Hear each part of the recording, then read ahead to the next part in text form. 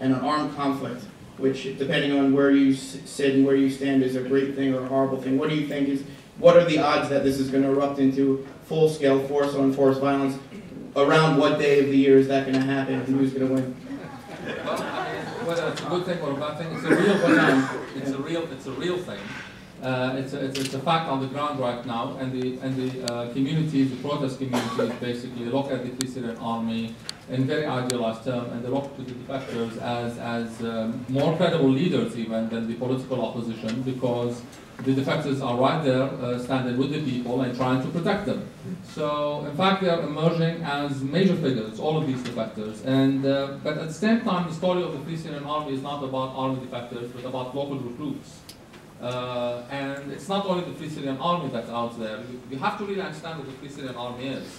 A few hundreds to a few thousands of people defected from the regular army as a result of their inability to accept these orders to shoot at unarmed protesters. And after they ran away, they faced a very sort of difficult choice. What do we do now? I mean, by running away from the army, by deserting the army, they became subject to death penalty.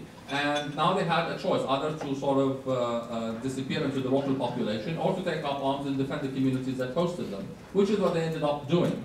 Many of them tried to leave the country. They ended up in Turkey, and Colonel Riyad al-Assad, who was the highest ranking defector so far, well, we have a couple others, but they accepted his lead.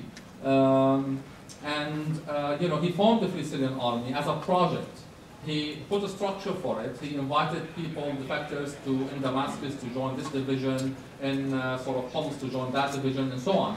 But that's a project in motion. What's happening right now is that really people are organizing themselves on a local level and then saying we are part of that army.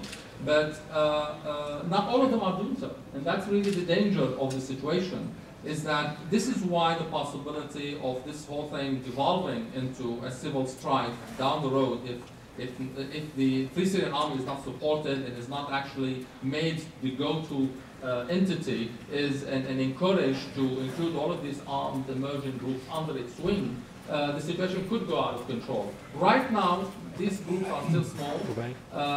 They are seriously committed, but they are not well armed.